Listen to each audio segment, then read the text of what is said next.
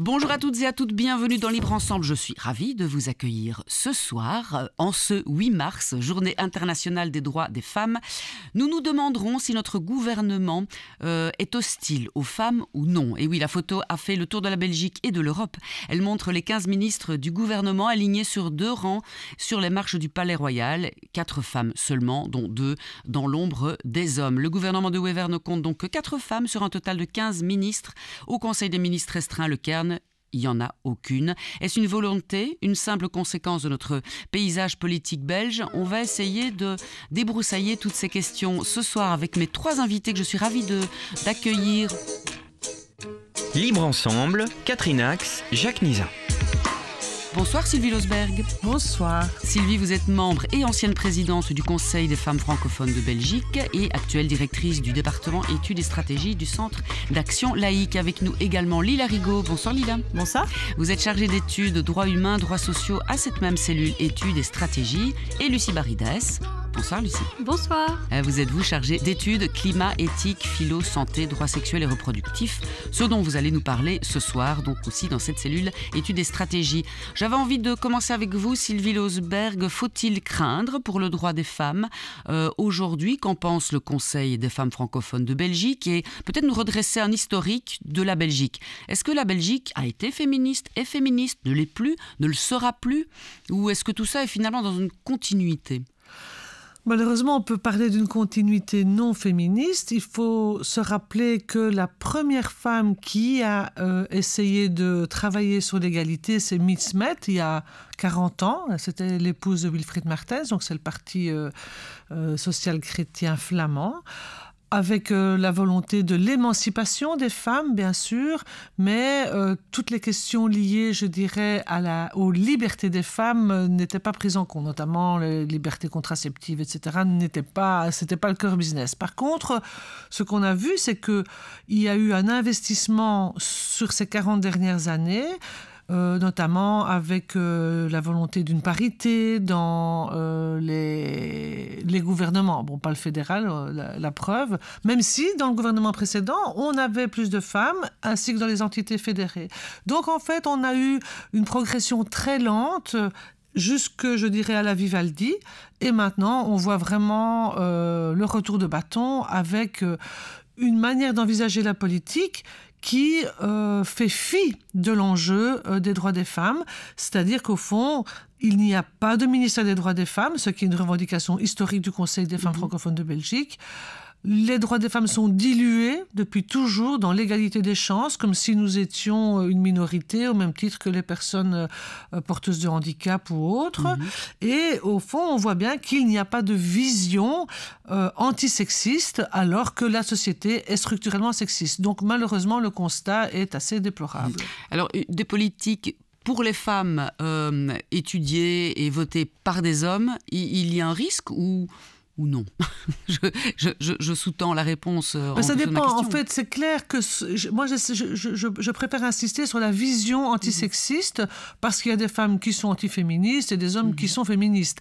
Bon, mais malheureusement, quand on voit que la majorité des hommes au gouvernement sont des hommes qui effectivement, ne sont pas du tout féministes, mais c'est surtout dans l'analyse des accords de gouvernement, de l'accord de gouvernement, et dans l'esprit de l'accord de gouvernement. Et là, on voit très bien que les femmes, et on va en parler avec les 2 collègues plus précisément, mais les femmes ne sont jamais envisagées sous l'angle de ce qu'elles subissent comme discrimination cumulée sexiste.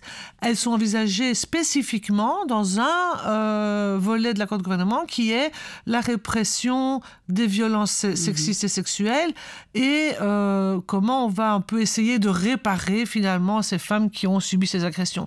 Donc cette position qui est victimisante est l'antithèse finalement de ce que nous défendons, c'est-à-dire l'égalité formelle, pure et simple, l'égalité des droits entre les hommes et les femmes. Vous voulez dire que les femmes sont reconnues comme victimes de violences, qu'elles soient sexuelles et autres, mais que les politiques envisagées, elles, ne permettent pas une émancipation économique, sociale, une vraie liberté, au fond. Oui, la liberté de décider pour soi-même, exactement. Est-ce que, Lucie, vous vouliez ajouter quelque chose? Oui, merci beaucoup Catherine. Donc oui, je voulais ajouter quelque chose par rapport à la représentation des femmes au sein de ce gouvernement, pour rappeler qu'il n'y a actuellement que 4 femmes sur 11 au sein du gouvernement fédéral. Aucune femme au Cairn. Or, justement, Sylvie le soulignait par rapport à l'impact que ça va avoir sur les politiques qui vont être menées. Il faut savoir que c'est quand même au Cairn que sont prises, arbitrées les plus grandes décisions du gouvernement. Donc, ça aura des effets sur les politiques. Aussi, en termes de représentation de l'image en fait, que ça donne aux femmes belges, c'est assez désastreux.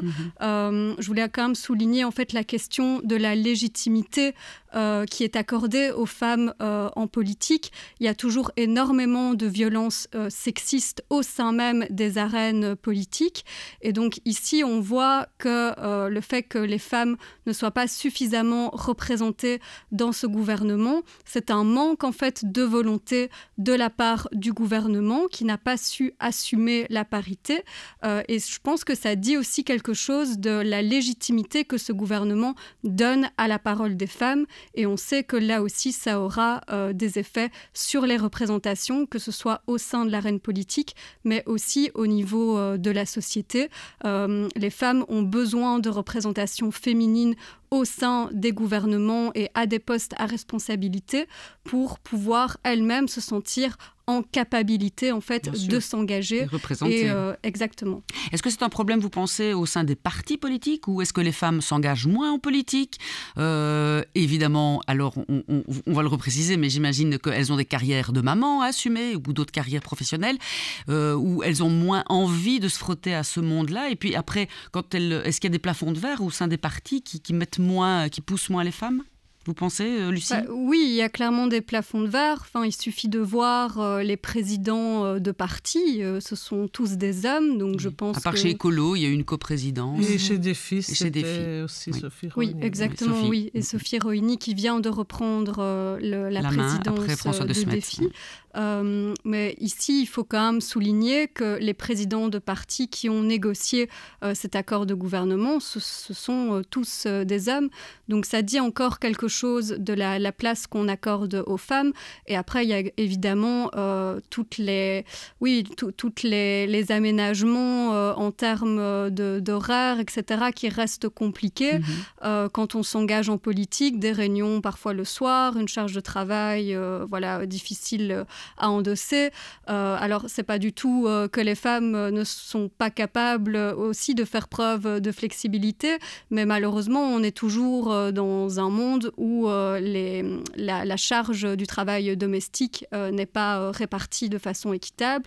Donc, malheureusement, ce sont encore les femmes qui ont des charges mentales et des charges de travail domestique plus élevées par rapport aux hommes. Et donc, oui, factuellement, elles ont moins la possibilité qu'eux encore de pouvoir s'engager, et rien n'est fait pour améliorer leur engagement. On va revenir avec vous sur des dossiers dont vous traitez plus précisément, Sylvie Losberg, et puis là, une réaction, Sylvie Losberg. J'ai presque envie de dire aussi, mais peut-être que vous allez dans ce sens-là, il y a même une image qui colle négativement à la femme qui s'engage en politique. Elle a les dents longues, c'est une femme de pouvoir par rapport aux hommes. Elle est pire que les hommes. Les stéréotypes en Belgique, ils sont généralisés, et la lutte contre les stéréotypes devrait être vraiment une priorité, et malheureusement, ça ne le sera pas.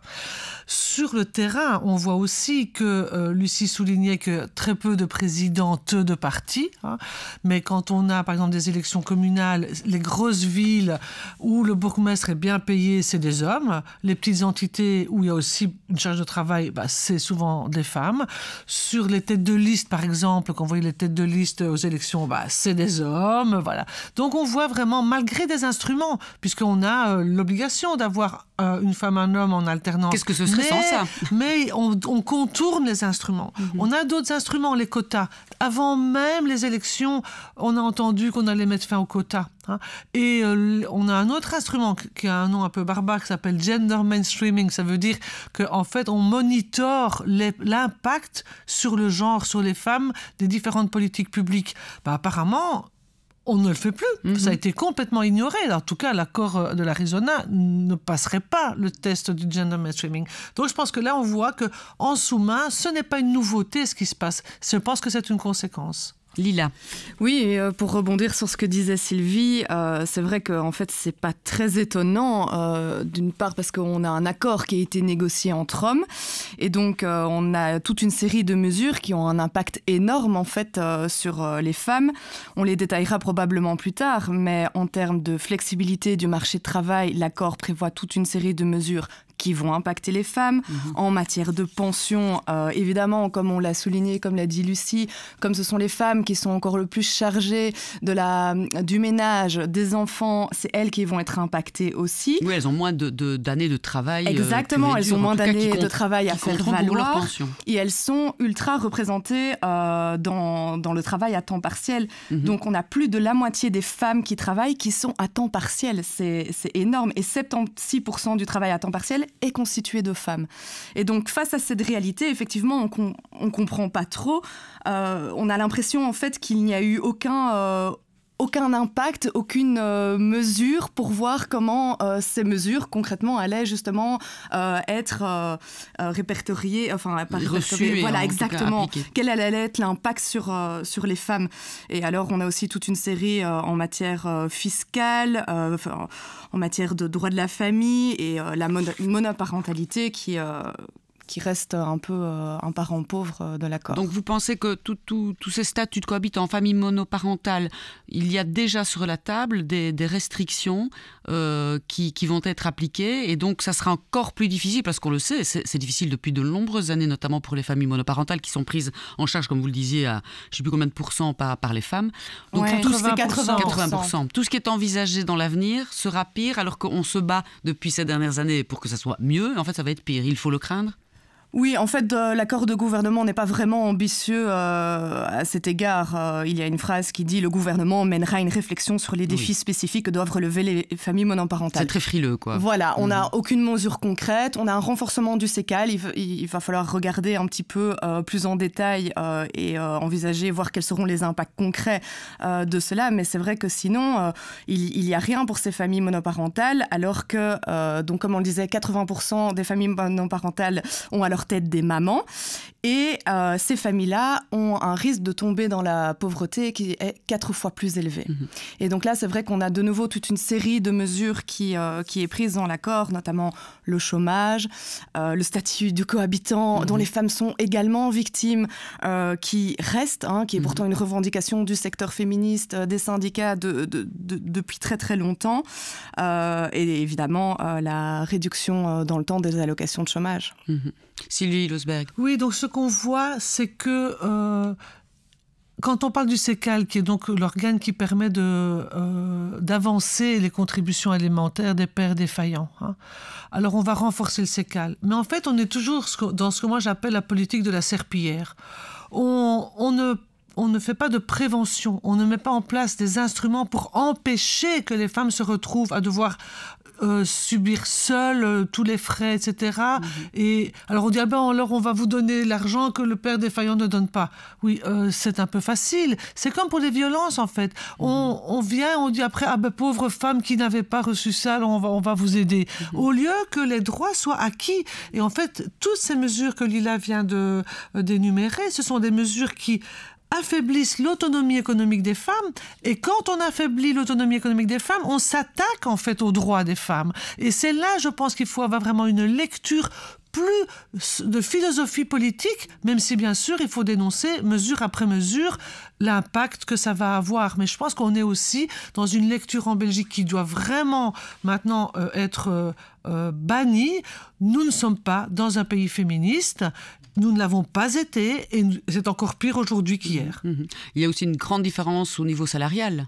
On est encore à 8% d'écart salarial en moyenne, mais ça c'est le plus petit commun dénominateur. ça monte parfois jusqu'à 20-21%. Voilà, l'Institut a récemment estimé ça à l'écart de 20%.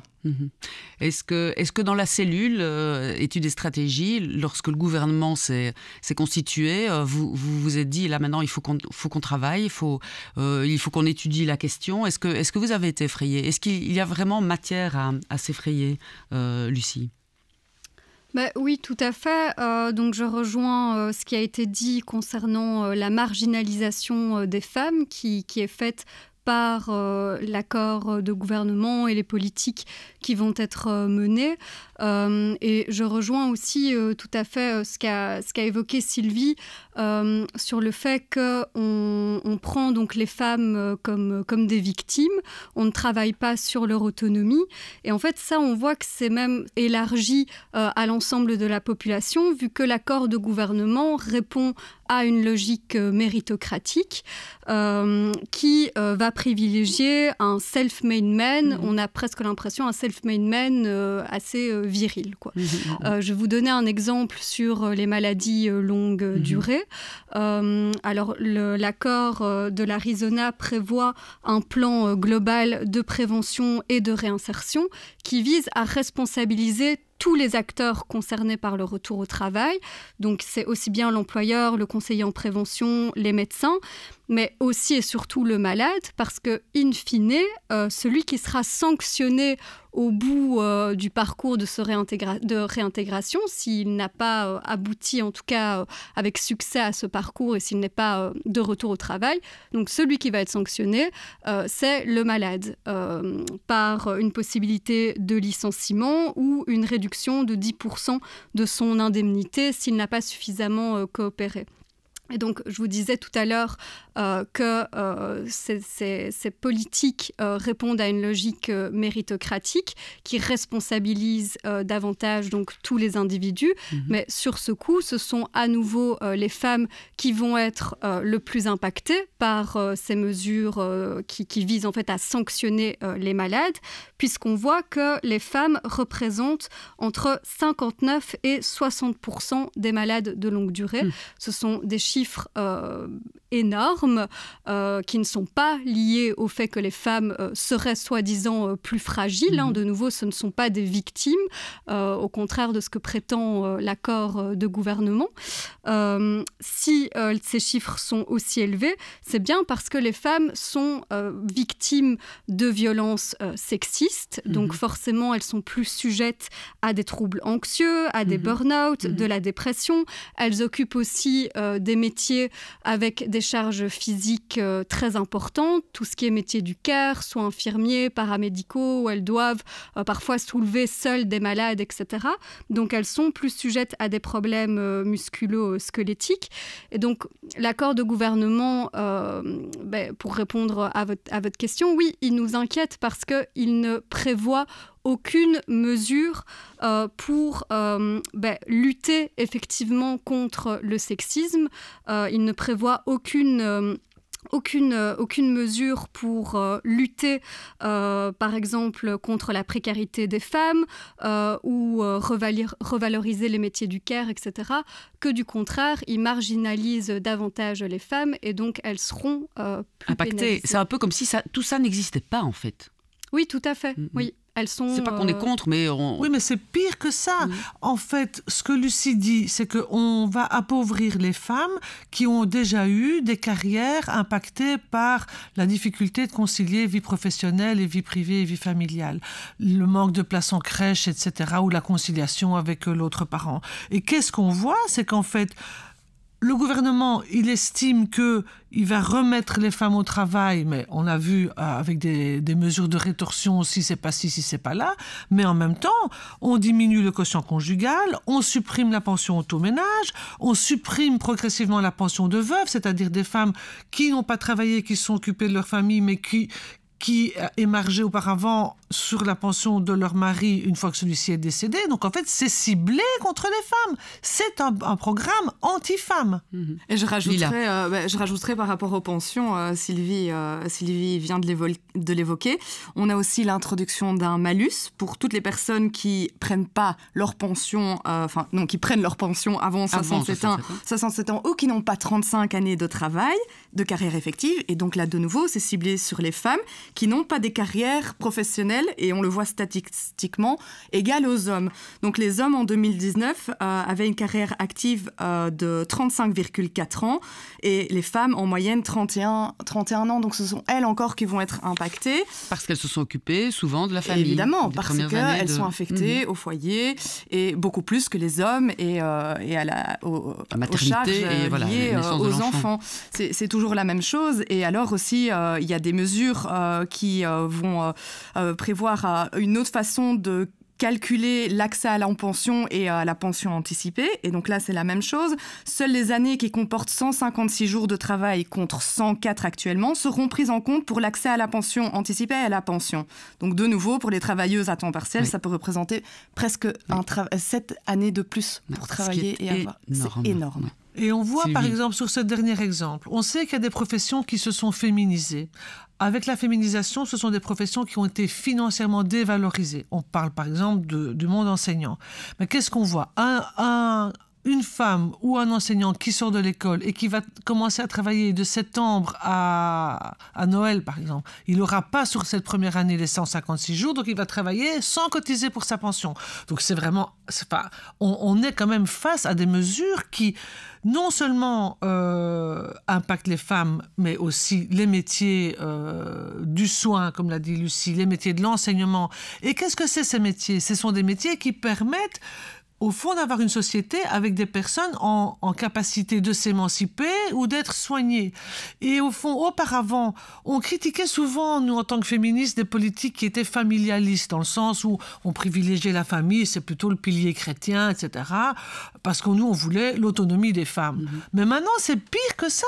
C'est anti-famille. C'est anti-femme et anti-famille. Donc, on se demande vraiment comment, finalement, on va pouvoir encore répondre à des impératifs légaux, parce qu'en Belgique, quand même, l'égalité des femmes et des hommes, elle est inscrite dans la Constitution, et on a d'autres instruments. Je me demande si on ne doit pas réfléchir avec des juristes à attaquer certaines mesures, parce que ce sont des mesures qui sont discriminatoires. Oui, et qui supputent à chaque fois, hein, comme un État policier pourrait le faire, que le travailleur ne travaille pas assez, et qu'en tout cas, quand il ne travaille pas, c'est de sa faute. Hein, et comme vous le disiez, Lucie, c'est toujours la loi du bon travailleur, et la femme est impactée doublement, évidemment. Surtout qu'on ne tient aucun compte... Il y a une suspicion, je veux dire. Oui, mais on ne tient aucun compte de la spécificité des vies des femmes. Et la spécificité des vies des femmes, c'est qu'elles mettent des enfants au monde. Et encore, la Belgique a besoin d'en voir des enfants, voilà, sinon on ne sait pas comment le pays va avancer. Et là-dessus, bien sûr, il n'y a rien du tout.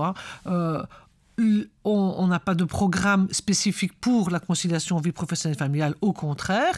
Et sur le plan des droits sexuels et reproductifs, je vais laisser Lucie en parler. Lucie, je pense que là, alors ça, c'est vraiment le pompon. Vous pensez donc que ce gouvernement essaye, et comme d'autres d'ailleurs, on le voit beaucoup en Pologne, en Hongrie, de remettre la femme dans sa cuisine ?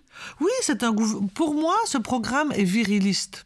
C'est-à-dire qu'il glorifie la force de travail, il glorifie l'individu en tant que tel méritocrate, sans tenir compte du contexte, qui est un contexte qui reste patriarcal et qui reste sexiste. Et ça, c'est passé à la trappe complètement. Lucie Baridez, justement, sur ce point, l'interruption volontaire de grossesse, notamment, vous l'avez pointé dans ce gouvernement. Oui, donc l'interruption volontaire de grossesse qui fait vraiment partie des dossiers historiques du Centre d'action laïque. Et donc, vous me demandiez aussi tout à l'heure quelle avait été notre réaction quand l'accord de gouvernement a été publié. Sur IVG, ça a été la débandade, car de nouveau, en fait, on voit une sorte de nouvelle mise au frigo qui est semi-avouée. Donc, pour rappeler ce qui est mis dans l'accord, l'accord prévoit la poursuite du débat sociétal sur l'IVG sur base du rapport du comité d'experts. Donc ça, c'est dans un premier temps.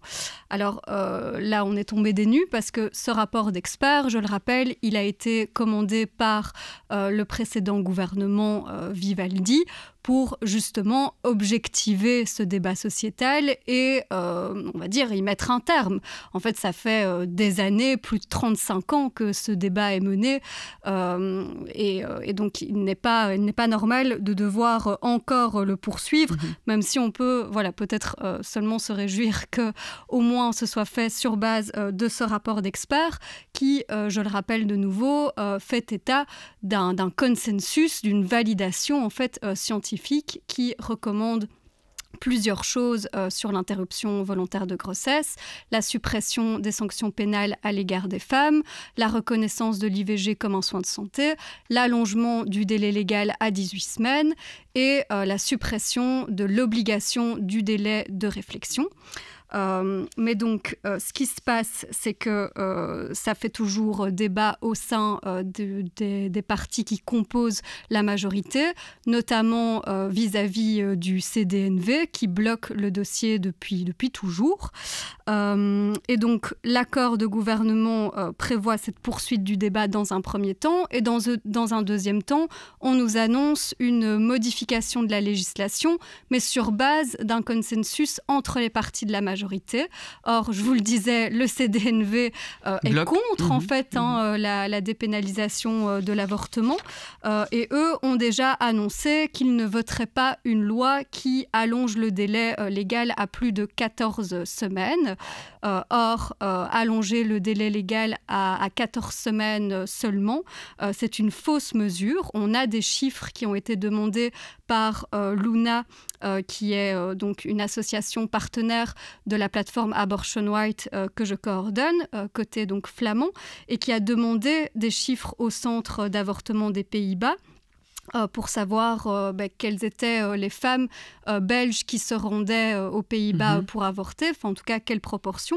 Et selon ces chiffres, si on passe une mesure à 14 semaines, cette mesure ne va aider en fait qu'une femme. Ça ne changera pas la donne actuelle. Non, ça ne va aider qu'une femme sur 5. Parce que celles qui s'y rendent ont dépassé largement les 14 semaines. En tout cas, c'est entre les 14 et les 18 que nous réclamons. Oui, c'est ça. Donc en fait, il y a 75% des femmes qui ont dépassé le délai légal qui demandent un avortement entre la 12e et la 17e semaine.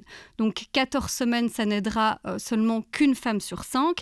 Et donc qu'est-ce qui va se passer si on vote une loi à 14 semaines? C'est que les femmes belges continueront d'aller aux Pays-Bas, enfin celles qui ont les moyens financiers et humains, matériels, etc., de faire le trajet.